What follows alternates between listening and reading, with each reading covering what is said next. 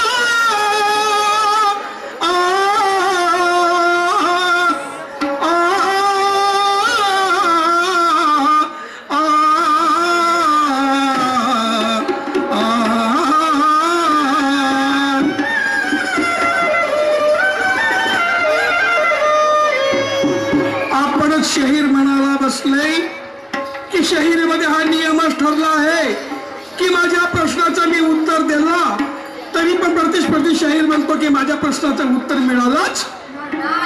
शहीर 4 वेळेस 6 शास्त्र 18 पुराण आपण जेव्हापासून जन्म घेतला आणि मरेपर्यंत वाचत बसलो तर मग ज्ञानाची किमया नाही, ज्ञान कधी संपत नाही ही निश्चितपणाची बाब आहे. ठीक आहे, खोटं नाटक बोला, काही बोला, मला त्याच्याकडे वळायचं नाहीये. पण प्रतिस्पर्धी शहराला प्रश्न कुणा अनुषंगाने विचारला त्या प्रश्नाला नीट पाहिलं ऐकून घ्या, त्याच्यावर अभ्यास करा आणि खोटं बोलायचं आहे तर त्याच्यावर अभ्यास करून भाष्य करा, तेव्हा कुठं कुठं तारतम्य जुळते. मी तुम्हाला विचारलेला प्रश्न आहे, सम्राट अशोकाने कलिंगावर स्वारी का केली, त्याच्यातलं मूळ कारण काय होतं आणि कलिंगाच्या राजाचं नाव काय होतं? शाहीर साहेब. ज्ञानेश्वर भाऊ, तू मला म्हणालास की मोठा शाहीर आहे, तुझी महानता आहे. तू म्हणालास की शिशुपाल शाहीर मोठा आहे, ही तुझी महानता आहे. मी जवळजवळ 16 वर्षापासून शायरी करून आलो, मला आजपर्यंत माहित नाही आहे कसा कसा काय मोठा झालो. आता तुम्ही मोठा समजा किंवा छोटा समजा, मला काही मोठेपणाचा गर्व नाही आहे आणि लहानपणाचाही गर्व नाही आहे मित्र. पण तुम्ही जे म्हणालात की सम्राट अशोकाने एका कलिंगावर स्वारी केली होती, त्या कलिंगाचं नावच कलिंग होतं. सबब खोटा आहे, साप खोटा आहे. दुसरी गोष्ट की कलिंग नरेश हा अत्याचारी होता आणि सम्राट अशोक हा असत्यवादी होता, म्हणून ह्या गोष्टी त्याला पटल्या नाही, म्हणून त्यांनी कलिंगावर स्वारी केली. ही गोष्ट सबब खोटी आहे, ही सबब खोटी गोष्ट आहे. कारण की सम्राट अशोक हा केव्हाचा सत्यवादी झाला? जेव्हा कलिंगावर स्वारी केली त्या ठिकाणी महापूर वाहण्यात आलं आणि त्यावेळेस हसता हसता सम्राट अशोक म्हणते मी जिंकलो. तेव्हा एक छोटासा मुलगा म्हणते कुणाला की ज्या आसेने या कलिंगावर तुम्ही स्वारी केलीत, ज्या एका बाईला प्राप्त करण्याकरता तुम्ही या कलिंगावर स्वारी केलीत आहोत, ते एकच नाही तर या कलिंगाच्या अवघ्याही बाळांनी जल समाधी घेतली, अग्नी कष्ट घेतलं, तुमच्या हाती एकही बाई मिळणार. मग तुम्ही जिंकले कसे का म्हणता? या ठिकाणी सर्व सैनिक वगैरे तर मरूनच गेले, या ठिकाणच्या बाळा वगैरे मरूनच गेल्या, मग तुमच्या हाती काय धुपाटणं राहिलं का? त्यावेळेस त्या अशोकाला पश्चाताप झाला आणि जेव्हा रक्ताचा पाठ पाहिला त्यांनी, तेव्हा त्याचा मन परिवर्तन झाला. कालांतराने त्यांनी सत्यवादी बनण्याचा आणि शेवटचा मार्ग पथ करण्याचा, बौद्ध धर्म घेण्याचा निर्धार ठरवला आणि त्याच्यानंतर त्यांनी बौद्ध धर्म घेतलं. हे असं आहे याचं. त्याच्यातून तुम्ही जे प्रश्नाचं उत्तर सांगितलं मला, एकही नाही 100तून एकही नाही खरी गोष्ट त्या भागचोडा. तुम्ही मला प्रश्न विचारलात की असा कोणता संत आहे की ज्यांना जेलमध्ये डांबण्यात आलं होतं आणि त्यांनी त्या ठिकाणी 18 अध्याय हा त्या जेलमध्ये म्हणत गेला आणि कुणी एका जेलरला त्याची दया आली आणि त्यांना सोडण्यात आलं. त्या संताचं नाव आहे राष्ट्रसंत तुकडोजी.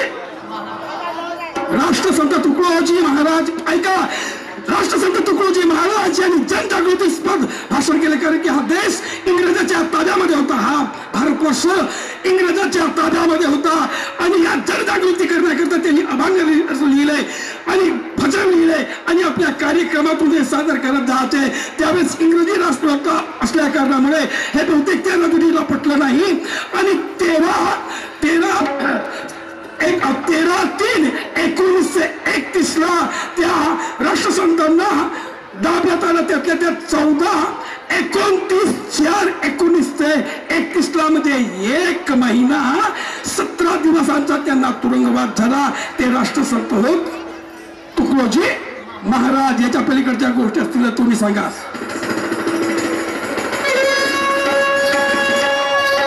शाहिरी की लड़ाई पाखड़ से नहीं ज्ञान से होती है. शाहिरी की लड़ाई पाखड़ से नहीं ज्ञान से होती है.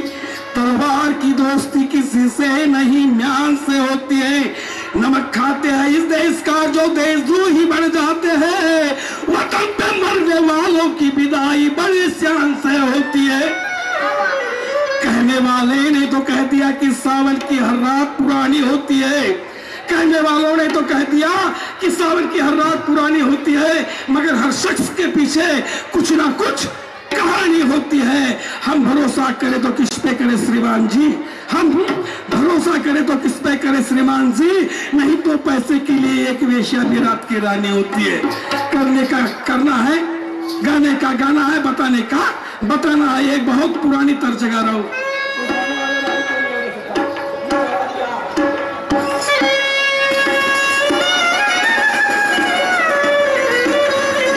बहुत पुरानी तर्ज है मगर अच्छी तर्ज है.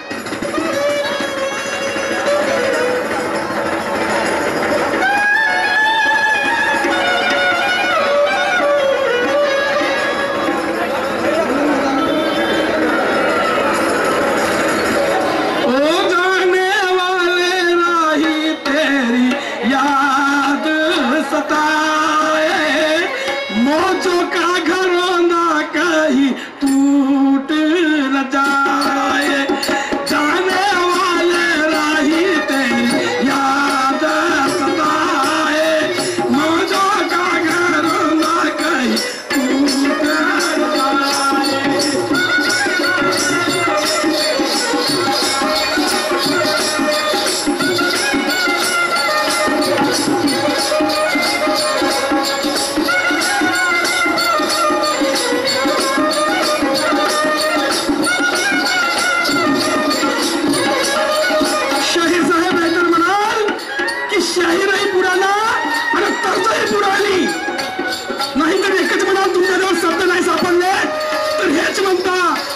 शिशुपाल शाहीर पुराणा म्हणते, पुराणा लफडा आहे. शिशुपाल शाहीर पुराणा आहे आणि पुराणेच गाणे म्हणते. पण माझ्या शब्दाला उचलून पहा, माझ्या कल्पनेला उचलून पहा, तेव्हा तर समजून तुम्ही नवीन जमान्याचे शाहीर.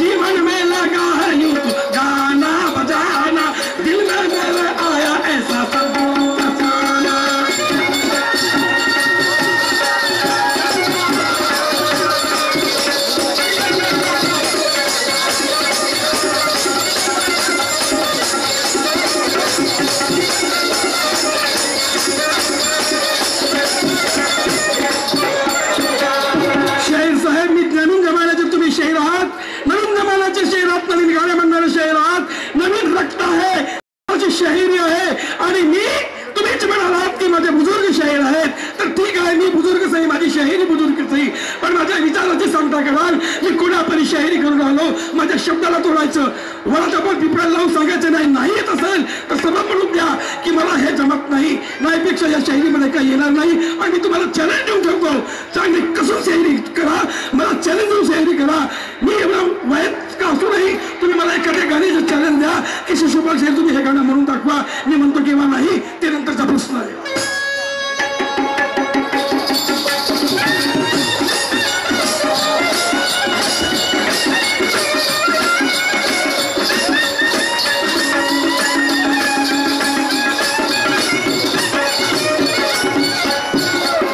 गुलदस्ता बनवण्याकरता मित्र आपल्याला फुल जमा करावे लागतात. गुलदस्ता बनवण्याकरता फुल जमा करावे लागतात. त्या फुलावर रंगबिरंगी असतात, त्या ठिकाणी धागा बांधला जातो.